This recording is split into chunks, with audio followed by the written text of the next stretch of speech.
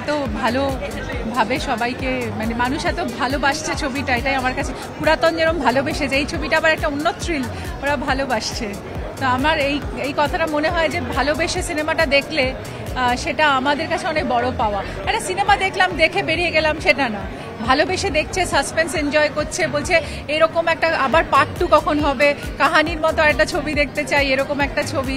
আমাকে বলছে মানে আপনি হচ্ছেন the real superstar madam Sengupta. তো এগুলো তো আমাদের জীবনের অনেক বড় পাওয়া।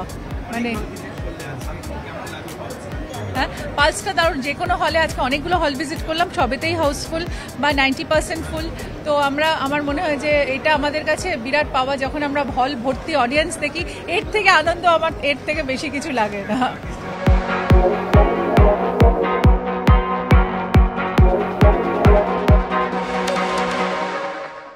100 বার, কারণ দর্শকই আসল কথা। আমরা যাদের জন্য কাজ করি, নিজেদের জন্য তো করি, কিন্তু সেটা তো তাহলে নিজের ড্রয়িং রুমে বসে একা দেখলেই হয়।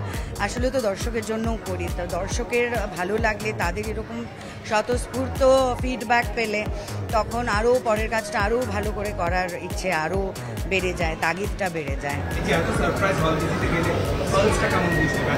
আমার খুব ভালো লাগছে, কারণ মানুষ এনজয় করছে প্রত্যেকটা মুহূর্ত থ্রিলারের, এবং অবভিয়াসলি ক্লাইম্যাক্স নিয়ে লোকে বলছে যে ভাবছিলাম কিন্তু বুঝতে পারছিলাম না। ক্লাইম্যাক্সের টুইস্ট খুব ভালো লেগেছে। তো let's hope for the best. এখন আরও হল ভিজিট বাকি আছে, সেই হলে দর্শকদের কেমন লাগলো এবার দেখার পালা।